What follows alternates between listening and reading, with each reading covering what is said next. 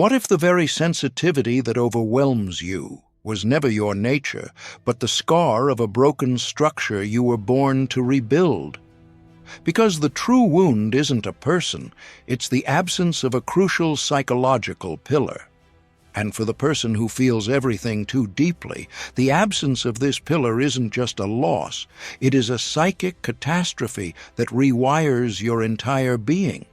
The Father, in the psychological sense, is not merely a man, he is a primal symbol. He is the archetype of order, direction, and the internal compass that teaches a soul how to navigate its own depths. When this symbol is shattered, through absence, silence, volatility, or emotional distance, the child doesn't just lose a guide. Their inner world loses its North Star. For the deeply feeling person, this goes beyond ordinary pain.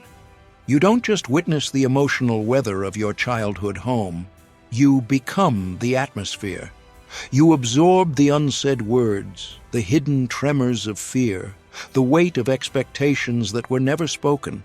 Before you could name your own feelings, you had already memorized the emotional blueprint of everyone around you. Your chaos didn't start with the overwhelm of adulthood. It was seeded in those early, silent rooms where you learned to hold what no child should carry. Your developing mind made a brutal, ingenious deal for survival. If I can feel it all, maybe I can stop it. If I can predict the storm, maybe I can stay safe.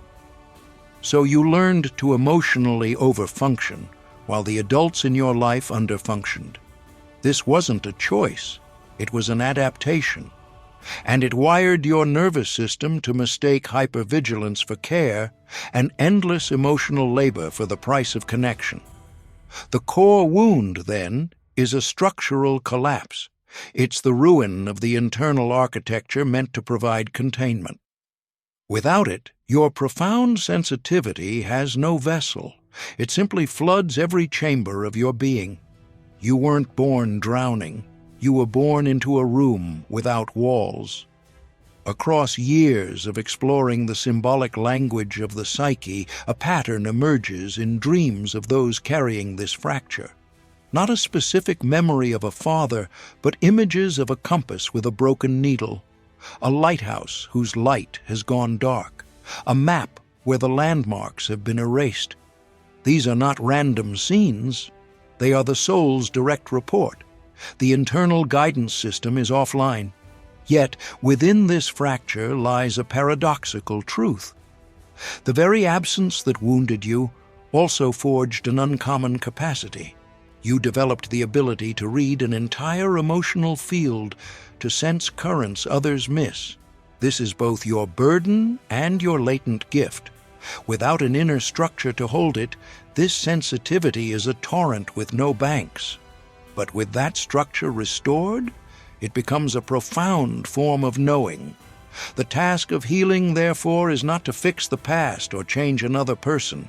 It is the deliberate, sacred work of becoming your own inner architect. It is the construction of that missing pillar within yourself.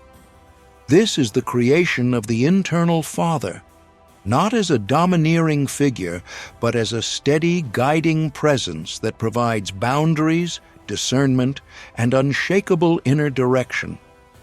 Many who feel too much have spent a lifetime believing they are simply too emotional.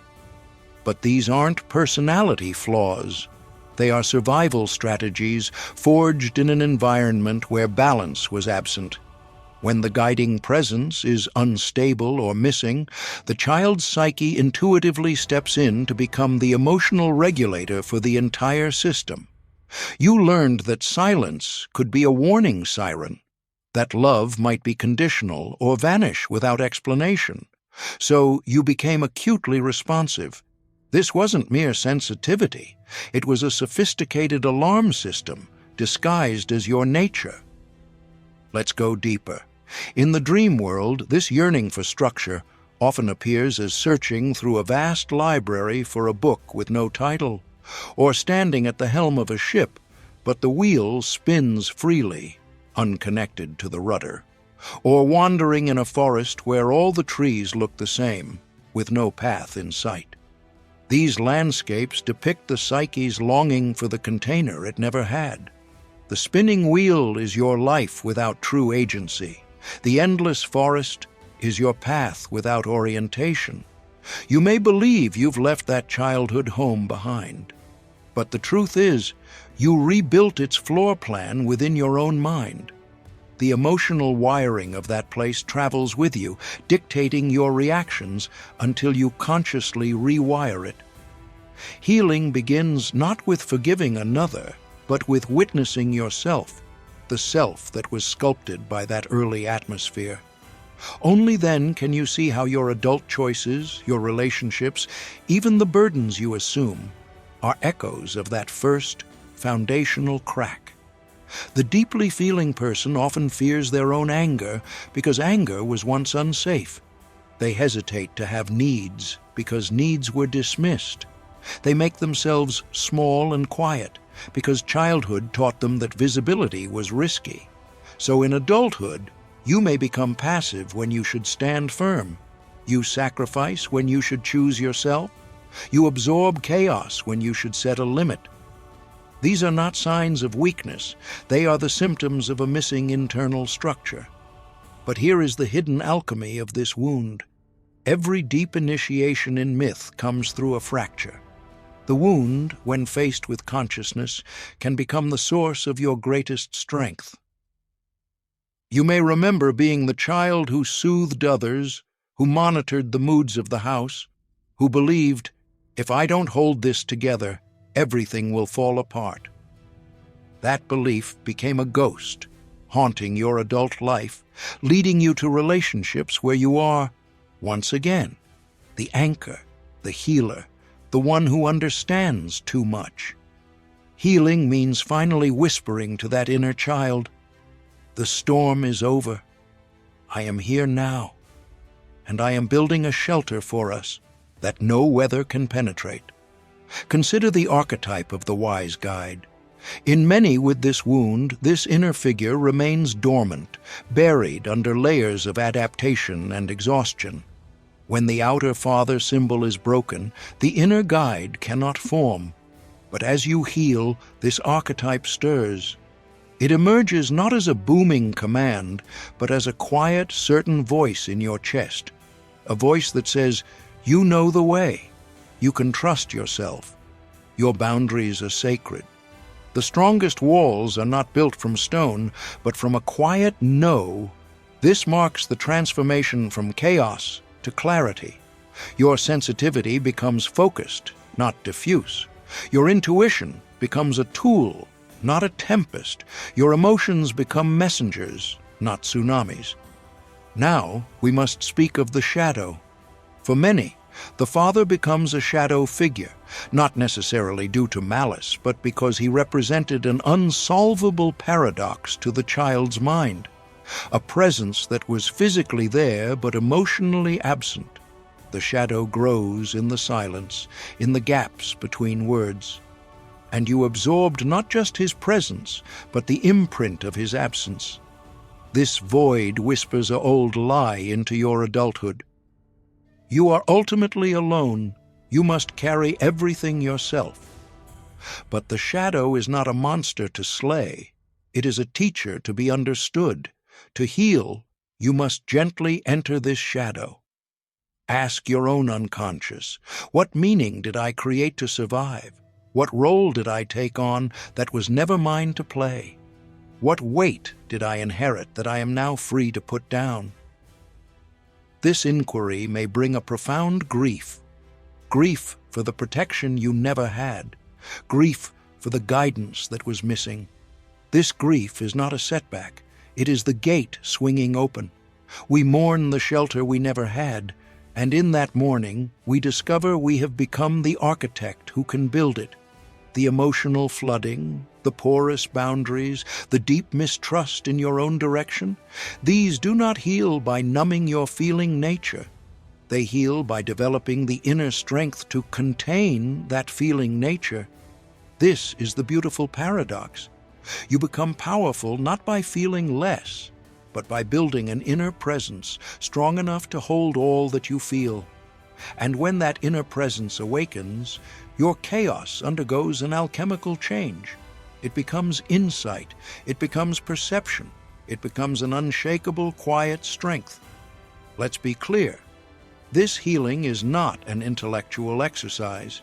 You cannot think your way into a new psyche. The unconscious speaks the language of symbol, experience, and felt truth. This is why old patterns often persist even after you've intellectually understood them. The mind knows, but the inner blueprint remains unchanged. Reorganizing your inner world means that the old blueprint, written in the ink of unpredictability, silence, or emotional scarcity, must be redrawn. This happens slowly, like the gradual turning of a season. Often, the first sign is not growth, but a necessary collapse. The coping mechanisms that once worked suddenly fail. Relationships you tolerated become intolerable. The weight you carried effortlessly now feels crushing. Do not mistake this for failure. This is your psyche rejecting the old, unstable architecture. It is the beginning of the true rebuild. The wound often lives on as an internal voice, a critic that says, "Don't trust yourself," or "Don't be a burden," or "Stay small." This voice is not yours. It is a ghost from the past. Healing begins when you recognize this ghost is a relic, no longer needed for your survival. Then, the transformation occurs. The harsh inner critic can become a discerning inner guide. The absent presence becomes a steady inner anchor. You are creating within yourself what the outer world could not provide. As this inner reconstruction takes hold, you may feel drawn to create external order, clearing clutter, setting routines, honoring your time.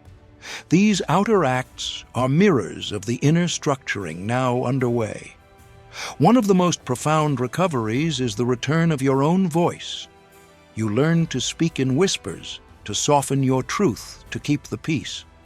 But the soul's voice is clear, even when it is gentle. As the inner father strengthens, a new voice emerges. It doesn't shout, it states. It tells you what you need, what is true, and what you will no longer allow.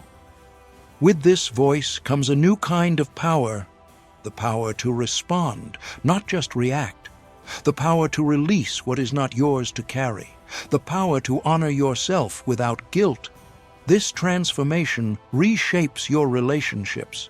People who relied on your endless emotional labor may pull away. This is not a loss, but an alignment. You may begin to attract those who value your depth rather than those who seek to drain it. Another archetype awakens now, the protector. This is not about aggression, but about sacred defense. It is the energy that says, "This far and no further." It is the part of you that guards your peace, your energy, and your spirit. A crucial illusion also shatters. The belief that love must be earned through sacrifice and endless giving. The healed inner father does not offer conditional love. He offers stable orientation. When you internalize this, you see that love that demands you diminish yourself is not love. It is a transaction born of old wounds. Your life force, once scattered in the effort of holding others together, now gathers within you. Your nervous system steadies. Your sensitivity is no longer a raw nerve, but a refined instrument of perception. You feel everything, but you are no longer flooded by it. This is the emergence of a quiet, unassailable independence. It is the knowledge that you can meet life and love deeply without losing your center, because the anchor is no longer outside of you, it is within. And so we arrive at the final revelation. The wound that once destabilized you becomes the very threshold to your wholeness. The absence that shaped you becomes the space where your true self emerges. The chaos becomes the raw material for your unshakable strength. You are not becoming someone new. You are remembering who you were before the world told you to build without a foundation. You are the deeply feeling being who is no longer porous but permeable on your own terms, who is no longer adrift but navigates by an inner compass you restored. This is the silent metamorphosis. You rise not with fanfare but with a grounded certainty. The storm of feeling is now a sea of wisdom, and you have built within yourself the steady shore. But the journey doesn't end at the restoration of the inner father. In truth, that restoration is only the doorway, because once the inner structure is rebuilt, something unexpected begins to awaken, a deeper layer of identity that was previously buried under survival patterns, emotional overfunctioning, and psychic fragmentation. This is the emergence of the inner sovereign. While the Father Archetype gives direction, order, and internal authority, the sovereign gives you something even more profound: the right to inhabit your own life fully. The sovereign is not a king or queen in the literal sense. It is the part of you that claims psychological territory. It says, "My inner world belongs to me. I will decide how I think, how I love, how I speak, and how I live." For someone who has spent their entire life navigating emotions that originated outside of them, familial storms, cultural pressures, invisible duties, this awakening feels like a quiet revolution. For the first time, you begin to sense that you are not at the mercy of every internal or external wave. There is a center emerging, a throne being carved inside you, and it belongs to no one but you. And this changes everything. Because when the sovereign awakens, your sensitivity is no longer a liability. It becomes a radar, a compass, an instrument of truth. You start to recognize that the emotions you absorb are not always yours. The intuitive hits you receive aren't random. The energetic shifts you feel are not confusion, they're information. The difference now is that you have a structure strong enough to interpret them without drowning in them. You become discerning rather than overwhelmed. This shift often shows up in subtle but unmistakable ways. You may find yourself pausing before saying yes, feeling your internal boundaries before responding out of habit. You may notice when someone speaks to you from a place of unconscious expectation, and instead of collapsing, you stand. You feel the pressure to fix others, to soothe, to perform emotional labor, and for the first time, you question it. Not harshly, not rebelliously, but with quiet sovereignty. Is this mine to carry? That single question becomes a tool that rewrites your life. The sovereign within you learns to see through old patterns like glass. You feel the pull to step into the same roles you've always played: the healer, the listener, the emotional container, and instead of automatically agreeing, you check in with your inner compass. Sometimes the answer is yes, because compassion is part of your nature. But sometimes the answer is no, and the no is born not of resentment, but of alignment. This is where many people who feel deeply encounter a strange fear, the fear that becoming sovereign will make them cold, detached, or unkind. But the truth is the opposite. Sovereignty doesn't harden you. It gives your empathy a backbone. It allows you to choose where your energy goes instead of being pulled by every current. You don't lose your softness. You simply give it structure. This is where your sensitivity becomes wisdom rather than wounding. As your inner architecture strengthens, something else becomes visible from within the psyche. The inner landscape that was previously overshadowed by emotional chaos.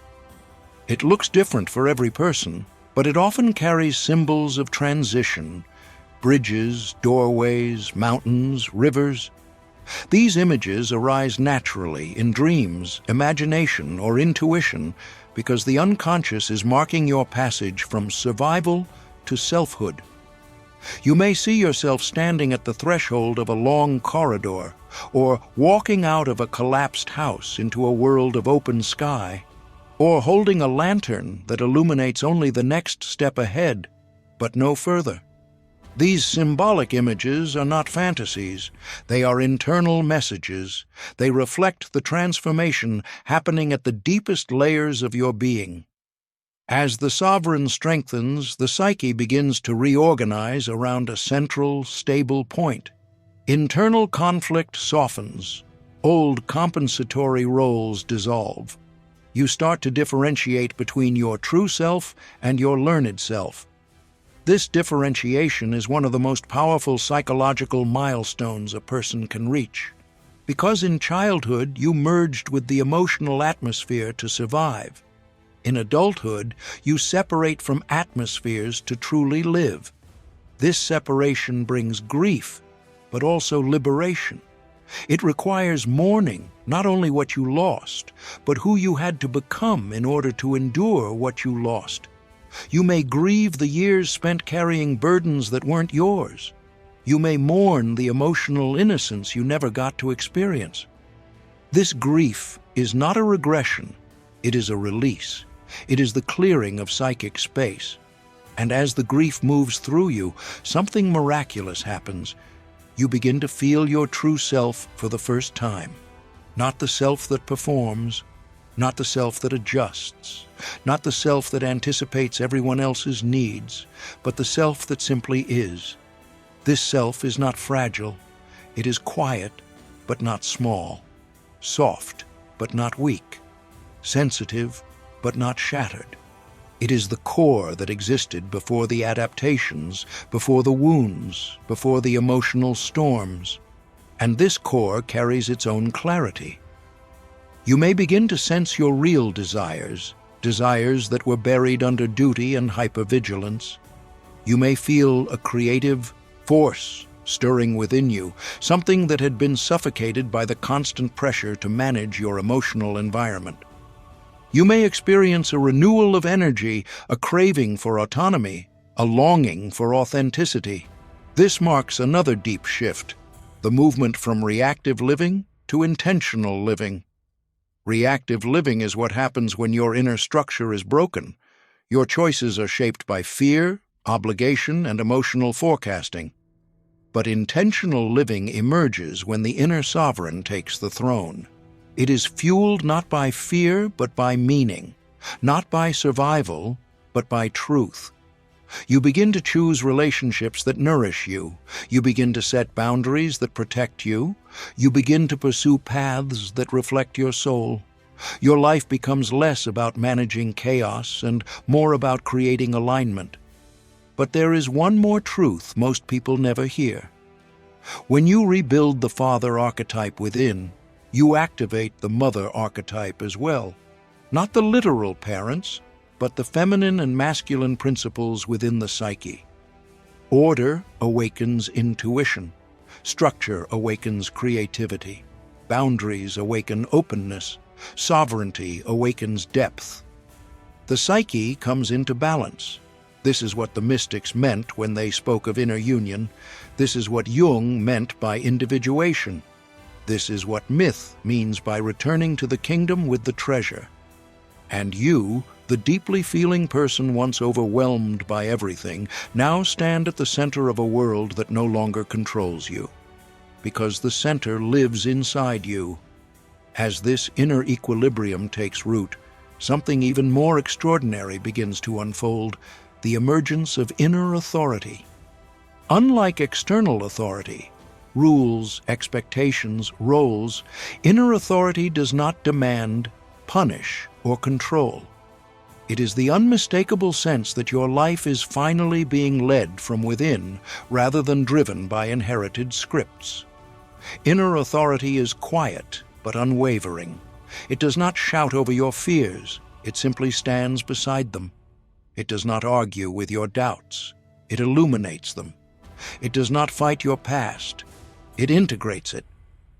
This is the moment when you realize that you no longer look outward to decide who you should be, how you should act, or what you should feel. You no longer need someone else to confirm your worth, justify your boundaries, or validate your path. The compass needle, the one that spun endlessly in your early years, finally settles, pointing not toward approval, but toward authenticity. And as this authority strengthens, you begin to revisit the moments that once defined you. The times you felt too much, the times you carried the emotional weight of entire rooms, the times you were told you were dramatic or too sensitive, the times you stayed silent to maintain peace, the times you betrayed your own needs because you feared the consequences of expressing them. Now, with a matured inner structure, you see those moments for what they truly were: attempts to survive in an environment that lacked internal order. What you once believed was your personality was often your adaptation. And now, with compassion rather than blame, you begin releasing those adaptations one by one. You stop apologizing for your sensitivity, because now it has a home. You stop over-explaining your boundaries, because they are no longer shaky, they are rooted. You stop absorbing other people's chaos as your own, because you can finally feel the difference between your emotional field and theirs. The separation is profound. For the first time, you begin to sense the contours of your own energy. What drains you, what strengthens you, what aligns with you, what betrays you. This inner clarity is not loud or dramatic. It feels like a subtle inner click, a quiet recognition, a calm knowing. And this knowing marks the beginning of a new era in your psychological life, the era of self-trust. Self-trust does not arrive as a triumphant declaration.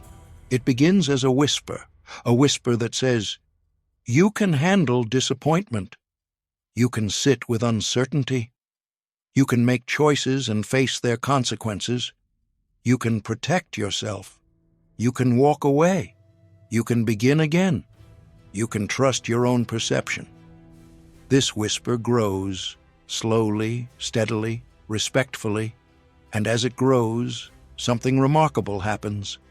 The future stops looking like a threat, and instead becomes a landscape of possibility. You no longer time travel into fear. You no longer catastrophize every unknown. You no longer build entire narratives based on imagined outcomes. You begin, perhaps for the first time, to inhabit the present. And with presence comes a new relationship with your inner world. Emotions no longer feel like intruders or storms to escape. They feel like visitors carrying information. Anxiety becomes a messenger, not a master. Sadness becomes a release, not a regression. Anger becomes a boundary detector, not a danger. Even fear softens into a guide, pointing towards something that needs care. This is emotional maturity, not the absence of emotion, but the capacity to hold emotion without being swallowed by it. As your inner world becomes more ordered, the outer world begins to adjust in response. People who were attracted to your instability now sense your solidity. People who expected you to bend no longer know how to approach your straight spine. People who used your emotional labor as a crutch feel strangely exposed. People who valued your depth, clarity, and empathy draw closer. People who only knew how to love the broken version of you may drift away. This reorganization can be painful, but it is not a loss. It is a recalibration. Your life begins to magnetize what aligns with your healed architecture. And there is something else that becomes impossible to ignore. Your purpose begins to surface. For deeply feeling people, purpose has always been sensed, never defined. It has tugged at you quietly, throughout your life, appearing in sudden hunches, fleeting desires, unexplainable longings, but the noise of hypervigilance drowned it out. Survival eclipsed direction. Now that the inner Father stands within you, your purpose begins to speak in a clear voice. It might not reveal itself as a career or a role. It might not appear as a lofty mission. It often starts simply as a pull toward what feels true. You may feel drawn to protect, to create, to heal, to teach, to understand, to build, or you may feel called toward a quieter life, a life with peace instead of performance. Purpose is not something you chase. Purpose is what emerges when your life becomes aligned with your inner architecture. This realization softens the frantic search for meaning. You stop treating life like a riddle. You stop hunting for signs to save you. You stop demanding certainty from the universe. Instead, you begin to cooperate with life. This cooperation looks like noticing what energizes you and what drains you, following the soft voice of intuition instead of the loud voice of fear, allowing curiosity to guide you more than obligation, letting your life shape itself from the inside out rather than the outside in. One of the final and most profound phases of this transformation is the awakening of inner companionship. This is not fantasy, not self-invention, not delusion. It is the psychological truth that the human psyche is not a single voice, but an entire ecosystem of archetypes, parts, patterns, instincts, subpersonalities, and symbolic figures. For the first time, you no longer feel alone inside yourself. You begin to feel accompanied by the inner father you built, guided by the wise inner mother, protected by the sovereign, informed by intuition, grounded by your inner witness, stabilized by your inner protector, strengthened by your emerging adult self. This inner companionship replaces the void that once haunted you. It fills the spaces where you once felt abandoned. It strengthens you in moments where you once collapsed. You realize that solitude is no longer loneliness. It is communion with your inner world. You realize that silence is no longer emptiness. It is connection. You realize that you have become whole enough to stand firmly, yet open enough to feel deeply. And this is the moment many people describe as returning home, not to a place, not to a person, but to themselves. But there is something even deeper still, something most people never realize until life breaks them open. It is this: the journey of becoming yourself is not a straight line. It is a spiral. You will return to the same wounds again and again, but each time with a different level of awareness, a different level of strength, a different capacity to stay present with what once terrified you. People think healing means, I fixed it. No, healing means I can sit with what once overwhelmed me without collapsing. The world will tell you to move on quickly, to patch yourself up, to stay productive, to keep smiling, to avoid the messiness of your own inner world. But deep transformation doesn't happen in the light. It happens in the dark, in the quiet spaces where no applause exists, where no one is watching, where the only witness is the self you are still learning to understand. And here is the quiet truth many avoid. You cannot build a new self while clinging to the old one. The version of you that survived your childhood, that endured the chaos, that made it through the storms, that version deserves respect. But that version cannot take you where you are going next. There comes a moment, a rare, sacred moment, when your soul demands evolution, not repetition. That moment is not loud. It doesn't announce itself. It feels like a gentle ache, a faint whisper that says, there is more for you than this. And from that whisper, a new path begins. Not a path free of fear, but a path where fear no longer dictates your decisions. Not a path free of uncertainty, but a path where uncertainty becomes a companion instead of an enemy. Not a path free of grief, but a path where grief becomes a doorway instead of a prison. This is the part no one tells you. Your real transformation begins when you stop trying to become who they wanted and start becoming who you needed. The inner father. At some point in life, every person must confront a symbolic truth. We are all missing a father, even those who had one, because the inner father is not a person. It is an energy, a structure, a sense of direction and stability inside the psyche. It is the part of you that says, you can stand, you can choose, you can protect yourself, you can walk away. You deserve better than this. Even if your real father failed you, abandoned you, frightened you, loved you poorly, or simply didn't know how to be more, you can still build that internal father. In fact, many of the strongest people in the world were forced to, not because they wanted to, but because life and survival demanded it. And here is the strange part, the powerful part. Sometimes your greatest emotional wounds become the blueprint for the very qualities you end up mastering. The child who was never protected becomes the adult who learns to protect themselves with extraordinary clarity.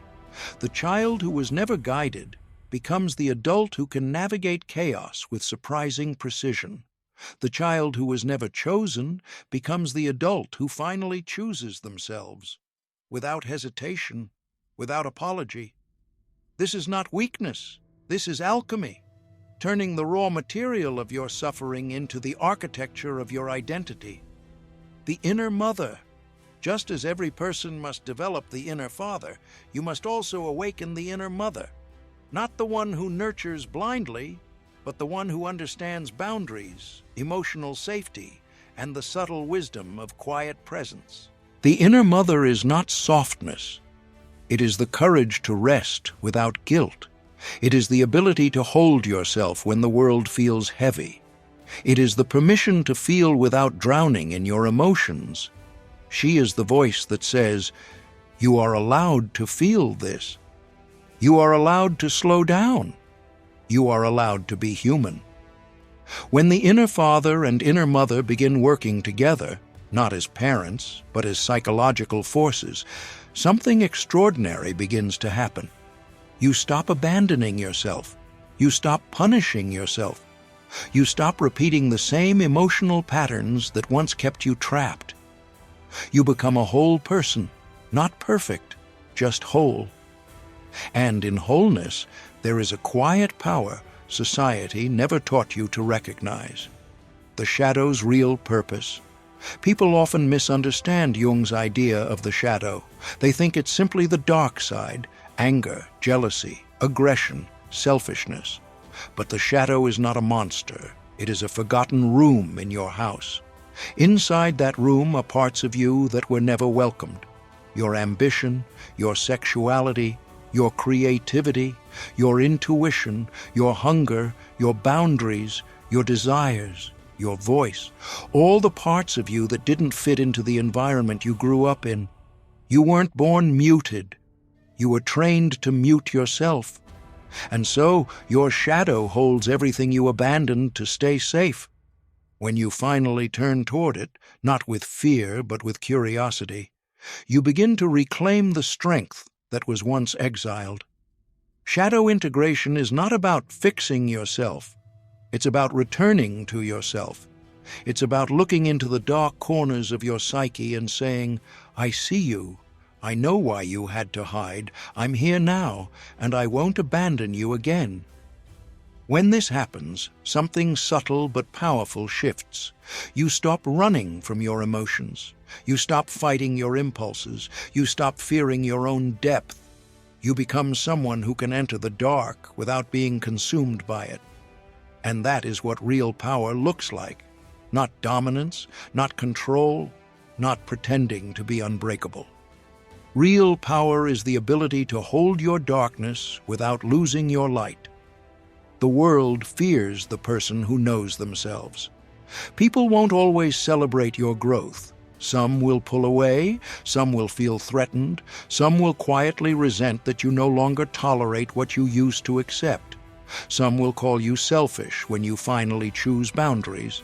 Some will call you arrogant when you finally develop confidence. Some will call you distant when you stop absorbing their emotional chaos. Some will call you changed, as if that's a bad thing. But a person who evolves becomes unpredictable to those who benefit from their old patterns. And that's okay. Transformation is not supposed to make everyone comfortable. You are not becoming colder, you are becoming clearer. You are not becoming harsh, you are becoming honest. You are not becoming detached, you are becoming free. And the world has always had trouble with free people. But there is another truth that emerges as you rise, a truth most people never speak aloud because it is uncomfortable, inconvenient, and confrontational. When you begin to heal, you stop being who people remember and start becoming someone they can no longer control. Healing is not just emotional work, it is an act of rebellion. Because the moment you reclaim your voice, your boundaries, your identity, your worth, the subtle power dynamics that once shaped your relationships begin to shift, and every shift threatens someone who relied on the old version of you. The world prefers predictable people, quiet people, self-doubting people, people who don't question, don't challenge, don't step outside the lines drawn for them. But healing pulls you out of that box. And once you step out, you can't go back inside. Even if you try, the walls no longer fit. And so begins a strange phase in your evolution, a phase where you are no longer the person you were, but not yet the person you're becoming. This in-between space is where you learn the most powerful lesson of all. Freedom feels lonely at first, not because you are meant to be alone, but because the people who match your next chapter have not arrived yet. You are shedding, growing, expanding, and expansion always happens before connection. This is not a punishment. This is preparation. The reconstruction of self. There is a quiet moment in every transformation where you finally realize the life you are grieving is the same life that was slowly breaking you. The people you miss, the habits you crave, the environments you felt attached to, they were familiar, yes. But familiarity is not the same as alignment. You are not losing your life. You are losing your coping mechanisms, and that hurts more than anyone admits. But inside that pain is a subtle doorway to rebirth, because the moment you stop betraying yourself to stay connected to others, your identity begins to rearrange itself. Your voice strengthens, your intuition sharpens, your values solidify, your energy shifts, your perception deepens, your compassion becomes discerning, your heart becomes selective, your presence becomes grounded, your boundaries become sacred, your self-respect becomes non-negotiable. You start realizing that the most powerful thing you can ever do is simply refuse to shrink.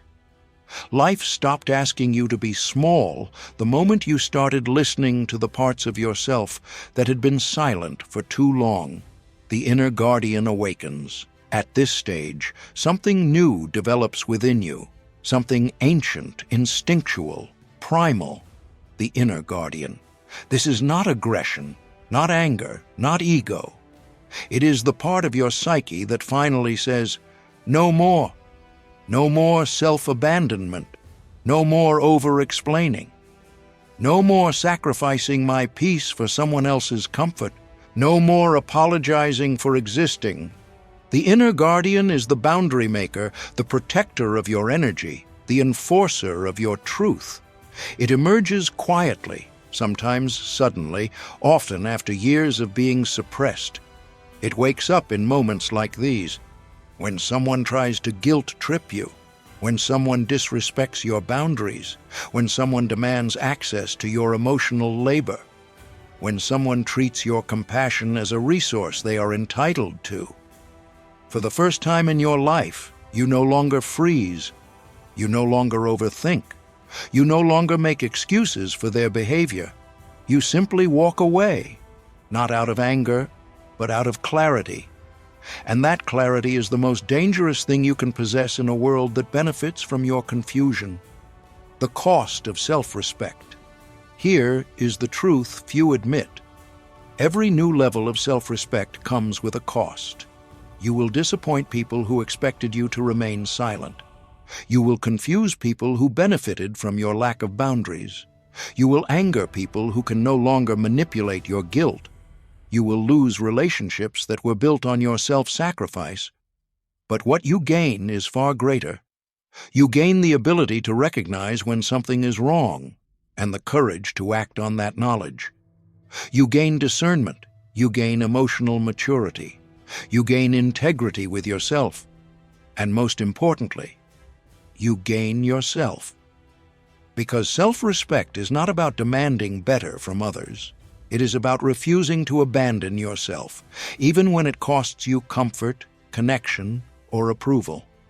There will come a day when you look back at the person you used to be, the version that tolerated disrespect, accepted breadcrumbs, and doubted their worth. And you will feel compassion, not shame. You will understand that your old self was not weak. They were surviving with the tools they had. But now you have new tools, a new awareness, a new architecture within your psyche. And with that architecture comes a new kind of strength, the strength to build a life that does not harm you. The new emotional landscape. As you evolve, your emotional world changes. You begin to feel things differently, not less, but deeper, cleaner, with more precision. You recognize genuine care from performative care. You sense authenticity without needing proof. You notice red flags before they turn into storms. You no longer confuse intensity with love. You no longer confuse chaos with passion. You no longer confuse attention with connection. Your nervous system begins to stabilize. Your intuition becomes sharper than logic. Your heart becomes wise instead of reactive. You become someone who trusts themselves, truly, fully, without hesitation. And once you trust yourself, the world changes.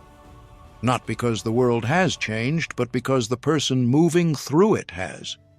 The same situations no longer affect you the same way. The same people no longer hold the same power. The same triggers no longer pull you into old patterns. You start responding instead of reacting. You choose instead of chasing. You observe instead of absorbing.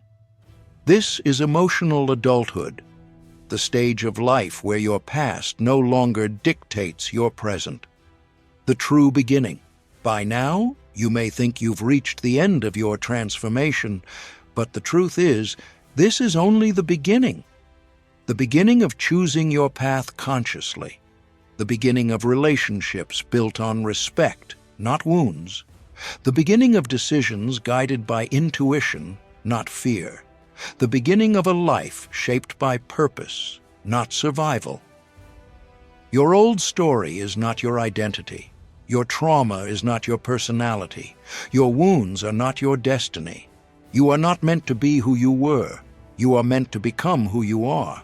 And that becoming is the most powerful journey you will ever take. If this journey resonates with you, if you see your own reflection in this process of rebuilding, then let the winds of thought know. Your likes tell the channel this matters, and they help others find this path. Thank you for listening.